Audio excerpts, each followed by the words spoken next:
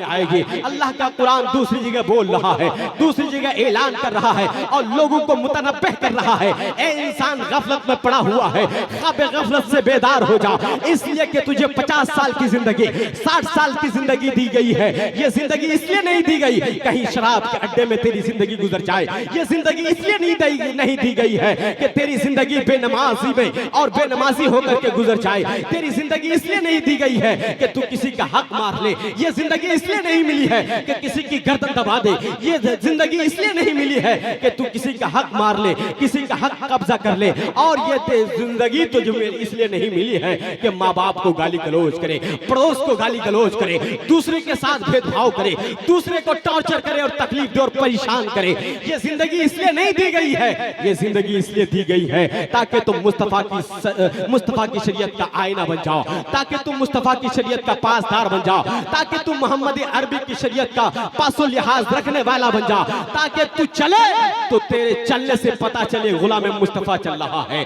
तू उठे और सोए और जागे तो पता चल रहा है मुस्तफा का गुलाम सो रहा है, जाग रहा है। इसलिए कि मैं सो जाऊं मुस्तफा कहते कहते, खुले आंख सल्ले अला कहते कहते। जब तेरा ये दीवानापन, जब तेरी ये दीवानगी जब दुनिया के लोगों के सामने हो जाएगी, जब लोगों के सामने ये दीवानगी जाहिर हो जाएगी, जब 4 लोगों के कंधे पर तेरा जनाजा उठेगा, जब 4 लोग तुझे कंधे दे करके लेकर के शहर खमूशा की तरफ जाएंगे ना, रोते हुए जाने वाले जाएंगे। कोई बिलखता हो रहा होगा, कोई सिसकता हो रहा होगा, कोई आंख से आंसू बहाता हो रहा होगा, कोई बेटा होगा, कोई बेटी होगी, कोई भाई होगा, कोई भांजा होगा, कोई भतीजा होगा, कोई रिश्तेदार होगा, कोई अहबाब में से होगा।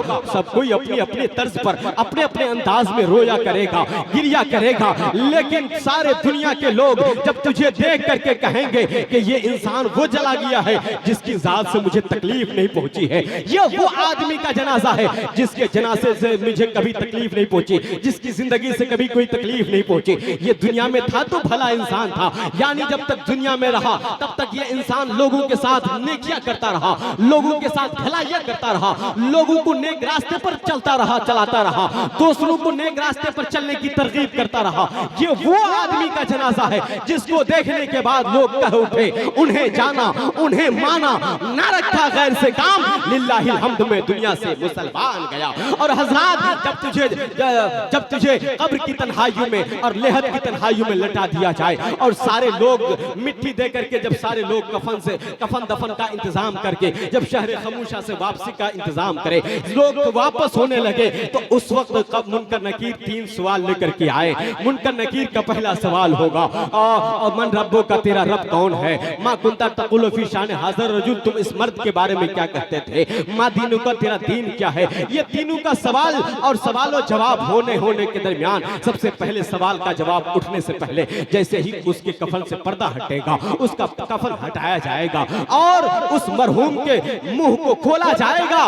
मुनकर नकीर सबसे पहले सवाल करने से पहले जैसे ही सवाल करने वाला सवाल करेगा, उससे पहले मेरे आका मुस्तफा जाने रहमत हमारी कब्रों में तशरीफ लाएंगे और मेरे आका मुस्तफा जाने रहमत का चेहरा देख करके दीवाने का कलेजा खिल उठेगा, उसकी वहशत और घबराहट दूर हो जाएगी, उसका चेहरा पसमुर्दा चेहरा गुलाब की तरह फूल की तरह खिलने लगेगा और वो उठ करके कहेगा, खुद में घर अपना तैयार करने तो दीजिए, हाजरा मचल के सुभान अल्लाह तो बोल दीजिए, खुद में घर अपना तैयार करने तो दीजिए, मुझको मधे अहमदे मुख्तार करने तो दीजिए। कब्र में मैंने फरिश्तों से कहा, हट जाइए, पहले सरकार का दीदार करने तो दीजिए, पहले सरकार का दीदार करने तो दीजिए। जो अपनी जिंदगी आका के नाम कर देगा, खुदा भी उस पे जहन्नम हराम कर देगा।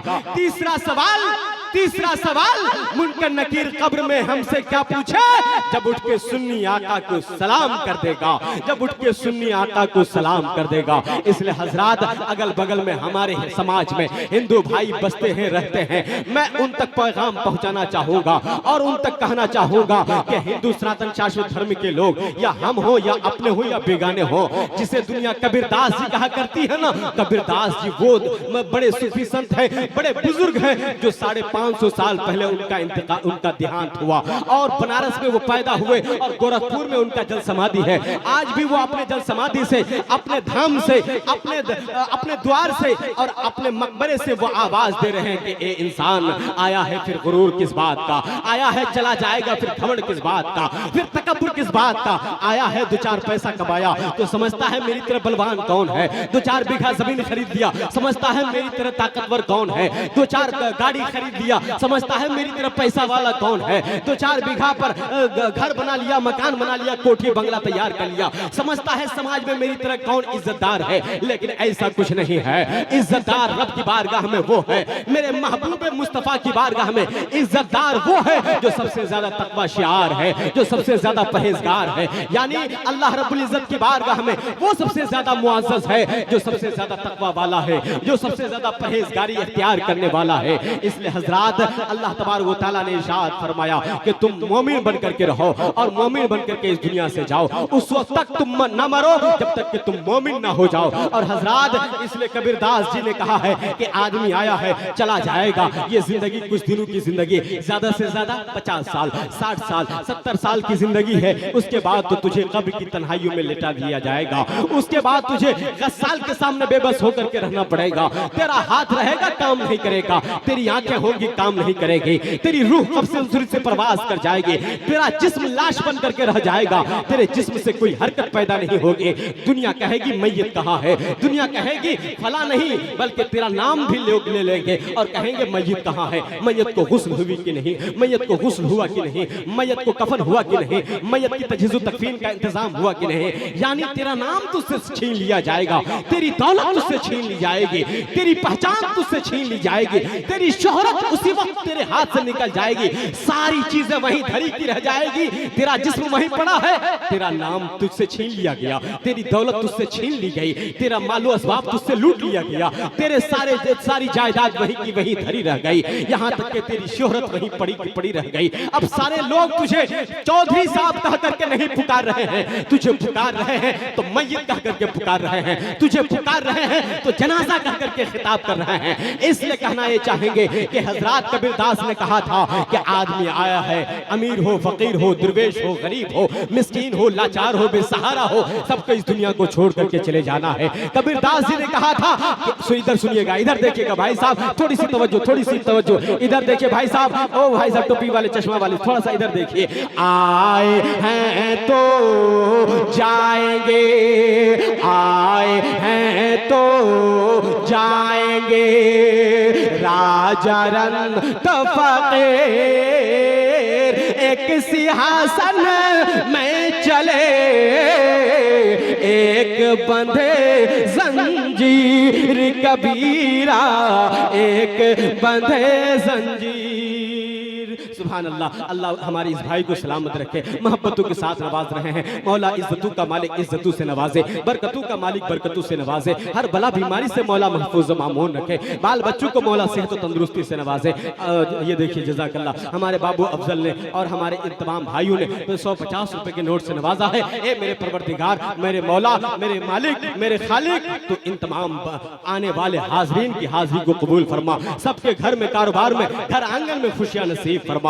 मौला ताला हम तमाम लोगों की जिंदगी में बहारें नसीब फरमा। इसलिए हजरात कहूंगा, आदमी आया है चला जाएगा, और इसी चीज को मद्देनजर रखते हुए हजरात आइए मैं आपको आज हम और आप जिस नबी का जिक्र करने के लिए इस अज़मते वालिदैन कॉन्फ्रेंस में बैठे हुए हैं, इस हवाले से गुफ्तगू करना चाहूंगा। इसलिए कि मुस्तफ़ा जाने रहमत ने माँ का मकाम बताया है और माँ की इज्जत और एहतराम करके दिखाया है, हलीमा और हलीमा सादिया की इज्जत और तौकीर करके दिखाया है और बताया है मुस्तफ़ा ने कि माँ का मकाम क्या है। एक मरतबा मस्जिद नबी में मेरे आका मुस्तफ़ा जाने रहमत जलवा अफरोज है, इसी दरमियान एक निकाब पोश खातून आती है, एक औरत आती है, मेरे आका मुस्तफ़ा जाने रहमत पहचान लेते हैं, हलीमा सादिया है, पहचान लेते हैं। मुस्तफ़ा जाने रहमत ने अपनी काली कमली उतारी और काली कमली उतार करके जमीन पर बिछा दी, जमीन पर बिछा करके उस हलीमा सादिया उस खातून से फरमाया, ए मेरी अम्मी जान इस काली कमली पर बैठ जा। और मेरे आका मुस्तफ़ा जाने रहमत ने एक एक सौतेली माँ से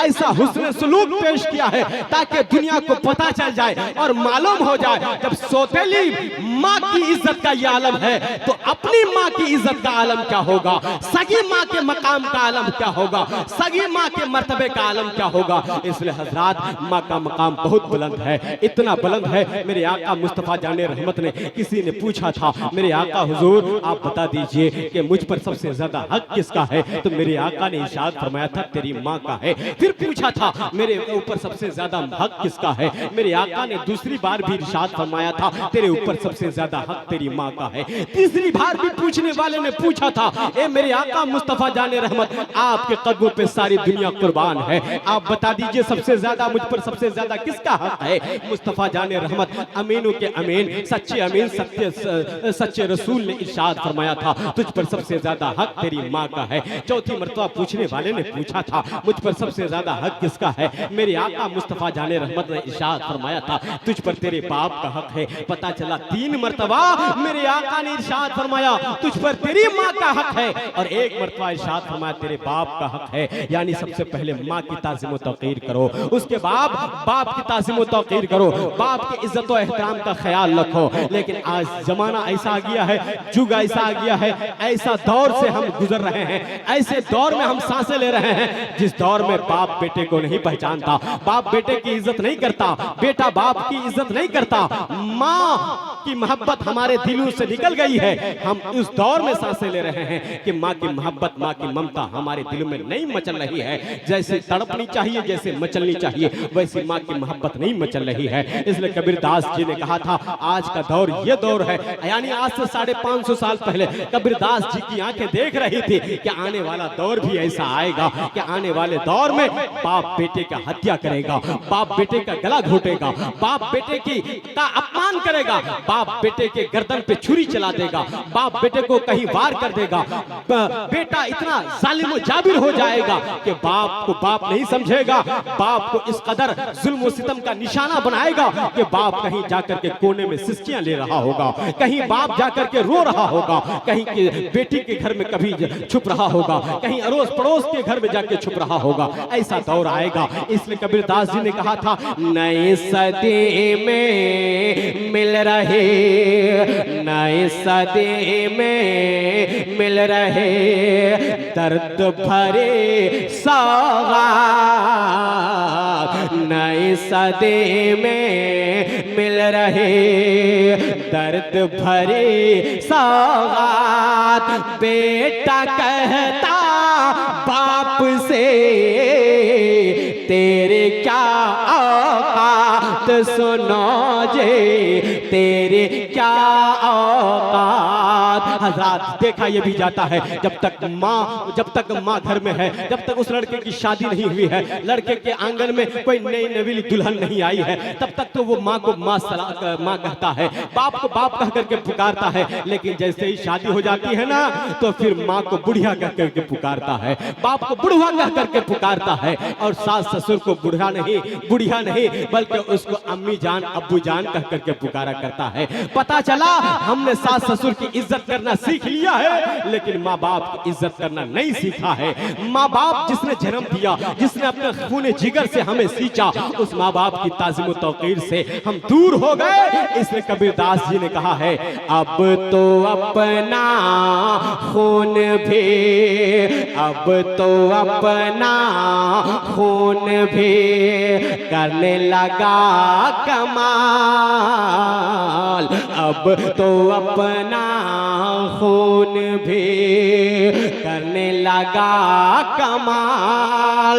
बाप को बोझे समझ घर से रहा है निकाल, सुनो जे घर से रहा निकाल। हजरात आज मुस्तफ़ा जाने रहमत का तज़किरा करना है, इसलिए कि हजरात पूरी दुनिया में मुस्तफ़ा का जिक्र है, पूरी दुनिया में मुस्तफ़ा का तज़किरा और तबसरा है। क्यों? इसलिए कि मुस्तफ़ा जाने रहमत ने माँ बाप की इज्जत बचाई, माँ बाप की इज्जत व वक़ार को, माँ बाप के इज्जत व वक़ार को और उसके ताजे इज्जत को बहुत बुलंद किया है। मेरे मुस्तफ़ा की वजह से हर इंसान की इज्जत बहाल हुई है, हर इंसान की असमत बहाल हुई है, हर आदमी को आदमी के रंग में देखा जाने लगा है, इसलिए कि मुस्तफ़ा ने आदमी को आदमियत का लिबादा दिया है और मुस्तफ़ा जाने रहमत ने इंसान को इंसानियत का लिबादा उठाया है। इसलिए मुस्तफ़ा का गुणगान पूरी दुनिया में, पूरी कायनात में हो रहा है। आप कहोगे फिदाउल कादिर नईमी में कोई दलील, कोई सबूत, कोई सनद, तो आइए हम आपके सामने मंत्र पढ़ते हैं, एक मंत्र पढ़ते हैं और मंत्र का तर्जुमा समाप्त करके इंशाअल्लाह आपके ज़हन दिमाग में और आपके ज़हन दिमाग में बैठ जाएगा कि आज हम और आप हिंदू सनातन शाश्वत धर्म के बीच हैं और हमारे अगल बगल में अड़ोस पड़ोस में हिंदू भाई रहते हैं, बसते हैं। मैं उनसे कोई बैर नहीं, मेरा उनसे कोई दुश्मनी नहीं, मेरी उनसे कोई दुश्मनी नहीं, मेरी उनसे कोई बगावत नहीं, ना उनको हमसे कोई बगावत है। सब आदमी इस धरती पे आया है और एक भाई दूसरे भाई का ख्याल रखना है और एक धागे में, एक प्रेम के धागे में सिमट करके रहना है। इसलिए एक दानिश्वर ने कहा था, इस धरती पर बसने वाले हैं जितने इंसान, रक्त सभी का एक ही रंग है, रक्त सभी का एक ही रंग है, सब रखते हैं जान, सब रखते हैं जान। इसलिए हज़रात, इस धरती पर जो भी इंसान है, जो भी मनुष्य है, उसको इस धरती पर ऐसे जीना चाहिए ताकि एक भाई को भाई से कोई तकलीफ, कोई कष्ट, कोई दुख, कोई परेशानी ना पहुंचे। हजरत कारी अफजल साहब, हजरत कारी नजीर साहब क़िबला गोंडवी तशरीफ फरमा है और फरमा रहे हैं कि मंत्र के हवाले से कुछ गुफ्तगू कर लीजिए, इसलिए कि अगल बगल से हमारे हिंदू भाई सनातन शाश्वत धर्म के लोग श्रवण कर रहे हैं। आज उन लोगों को भी पता चल जाए कि मौलवी अपने मन की बात नहीं करता है, बल्कि वही बात करता है जो धर्म की शास्त्रों में और धार्मिक ग्रंथों में और धार्मिक पुस्तकों में आता है, वही बात किया करते हैं। इसलिए हजरात, एक मंत्र सुनिए। सबसे पहले देवघर का एक मंत्र उठता है। आज देवघर में सावन का महीना है। सबसे पहले अभी मैंने देखा है बहुत सारे कांवरिया बाबा भोलेनाथ का एक डंडा उठाया है, उसको लेकर के अपने कांधे पे चला है, पांव में चप्पल नहीं है, इतनी ताजीम किया है कि वो पैदल चल चुका है और पैदल चलते चलते बाबा धाम पहुंचने की तैयारी कर रहा है और वो देवघर पहुंचने की तैयारी में और चलते चलते वो परेशान भी होगा, वो थक भी जाएगा, लेकिन बाबा भोलेनाथ की मोहब्बत में, शिव शंकर की मोहब्बत में वो वहां तक जाने की कोशिश कर रहा है। इसलिए देवघर का एक पंडित उठता है और सबसे पहले मैंने उसके दामन को थामा और उसको रोक करके कहा, भाई साहब, गुरु महाराज जी, जरा ये बताइए, आप सबसे पहले सुबह सवेरे उठते हैं, एक कमंडल में छोटा सा पानी लेते हैं, थोड़ा सा पानी लेने के बाद उसको सबसे पहले आप उससे स्नान कर लेते हैं, अपने आप को पाक पवित्र कर लेते हैं और प्रवेश करते हैं मंदिर के परिसर में। जैसे ही मंदिर के परिसर में प्रवेश करते हैं, घंटी बजाते हैं, घंटी बजाने के बाद एक मंत्र पढ़ते हैं। वो मंत्र मैं सुनाना चाहता हूं, सुनना चाहेंगे? सबसे पहला मंत्र जो पढ़ते हैं, उस मंत्र का मतलब क्या है और वो मंत्र क्या पढ़ते हैं, जरा उस मंत्र को सुन लीजिए। मंत्र पढ़ने के बाद मैंने कहा, भाई साहब, गुरु महाराज जी, ये जरा बताइए ये मंत्र क्या है और मंत्र क्यों पढ़ते हैं, इसका भावार्थ क्या है, मंत्र का मतलब क्या है। उसने कहा, सबसे पहले मैं मंत्र पढ़ता हूं, हरि ओम ओम अवतारण्यरत पुनितम पृथ्वी मध्य अनि सकबारतम बलवंसवानम तेज बहादम सर्वोन्मा महापुरुषम पुरुषोत्तम शंभले स्थानम गृहे विश्वयस सोमतिया गर्भ मादतम पृथ्वी पाल प्रहारम कर्क ग्रह तपुस्यतम परंपरागत परमात्मे यदा यदा ही धर्म से ग्लानिर्भवति भारत अभ्युत्थानम धर्म से तदात्मान श्री जाम में हम परित्राणाय साधुना विनाशाय च दुष्कृताम धर्म संस्थापनार्थाय संभवामि योगे योगे योगे। श्रीमद् भागवत गीता अध्याय नंबर 10 श्लोक नंबर 21-22 में लिखा हुआ है। हैदराबाद का एक पंडित होता है सुनील नारायण, वो कहता है, सारा जग छोटे तो छोटे, सारा जग छोटे तो छोटे। एक ईश्वर की भक्ति कैसी होनी चाहिए कि सारा जग छोटे तो छोटे, दया धर्म मत